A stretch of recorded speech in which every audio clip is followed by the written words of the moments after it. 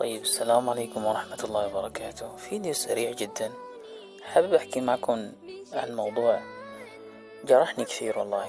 هو موضوع النازحين السوريين بالمخيمات السورية.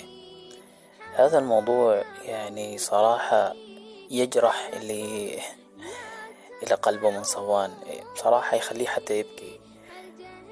ممكن تدخل على فيديوهات لشخص اسمه جميل الحسن، هو إعلامي بيصور معاناة الناس.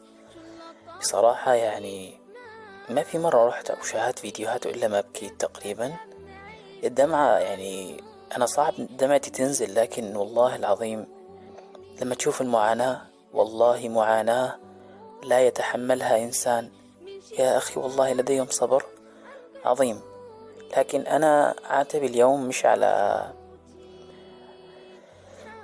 غريب، عاتب اليوم على المواطن العربي اللي هو بيدعي العروبة، عتبي على المسلمين اللي بيدعوا الإسلام واللي كلهم بيتبعوا آية قرآنية بتقول إنما المؤمنون إخوة، إنما المؤمنون إخوة.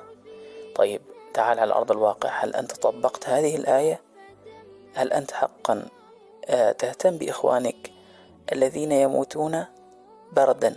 والله الرجل كبير في العمر يرتجف جسده كامل، يرتعش يعني يهتز من البرد، فما بالك يا أخي؟ يعني الموضوع كبير جدا.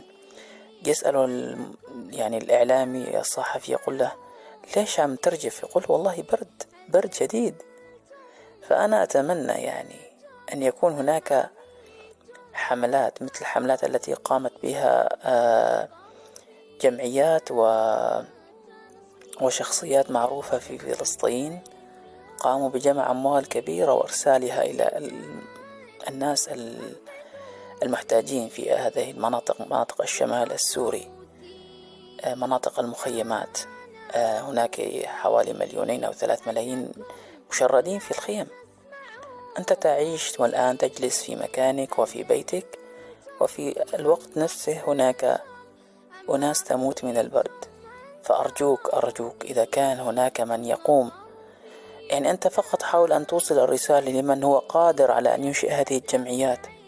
وأنا متأكد أهل الخير كثيرون، لكن يحتاجون إلى مبادرة. أنا قمت الآن بهذه المبادرة بأن أقول ما أستطيع، وأنت إذا استطعت أن تشارك هذه الكلمة لتصل لأناس أكثر فجزيت خيرا. ممكن الناس عندها القدرة أن تقوم بحملات كما قام أبو فيلا على سبيل المثال، لكن مخصصة لأهل سوريا الآن، لأن ما يمر به الشمال السوري الآن أو المناطق السورية هي كارثة حقيقية. هناك أمطار وثلوج تتساقط عليهم الآن، درجات الحرارة منخفضة جدا، يعني أي شيء ممكن أن يصل لهم. أرجوكم أوصلوا هذه الرسالة لكل من تعرفون يعني.